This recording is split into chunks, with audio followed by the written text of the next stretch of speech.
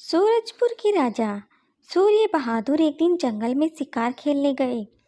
वह शाम को जब वापस लौट रहे थे तब उन्होंने देखा दो पुरुष और एक स्त्री आपस में बहस कर रहे थे।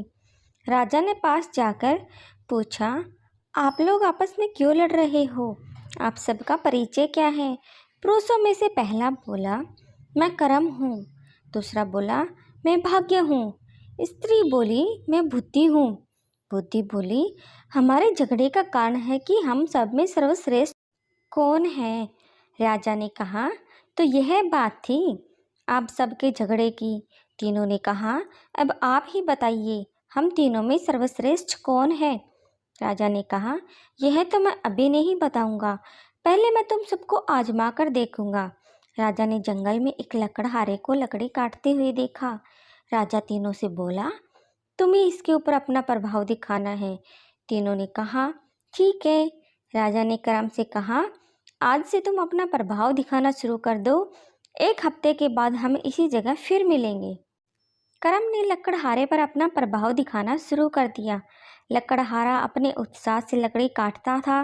लकड़ी इतनी ज़्यादा होती थी कि वह एक बार में नहीं ले जा पाता था, क्योंकि उसकी लकड़ी दूसरा उठा ले जाता। एक सप्ताह बाद जब मिले तो राजा ने कहा, कर्म तुमने तो अपना प्रभाव दिखा दिया, लेकिन लकड़हारे की हालत पहले जैसे ही है। वह अब भी दरिद्र है। वह लकड़ी तो काटता है पर उसका सदुपयोग नहीं कर पा रहा है। कर्म कुछ नहीं बोला। राजा ने कहा, भाग्य, अब आज से तुम्हारी बारी है। हम सब एक सप्ताह बाद यहीं मिलेंगे। भाग्य ने अपना प्रभाव दिखाना शुरू कर दिया। लकड़हारा अब कर्म को छोड़कर भाग्य के भरोसे रहने लगा। वह आलसी हो गया।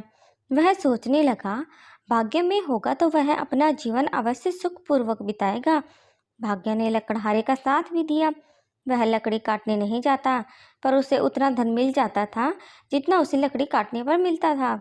यह देखकर भाग्य बहुत खुश हुआ। एक सप्ताह बाद चारों उसी जगह मिले।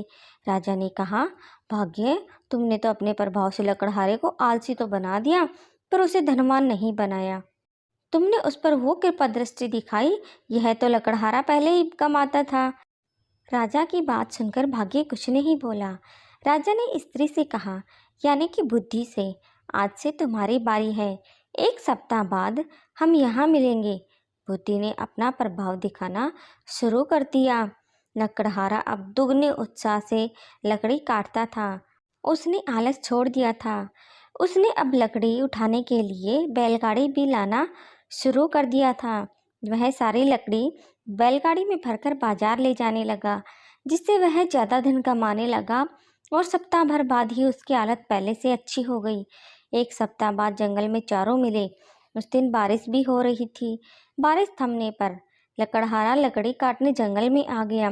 उसे देखकर राजा ने लकड़हारे से कहा, क्यों भाई, आज बारिश में भी लकड़ी काटने आए हो तुम? लकड़हारे ने कहा, भाई, भाग्य उसी का साथ देता है जो कर्म करता है।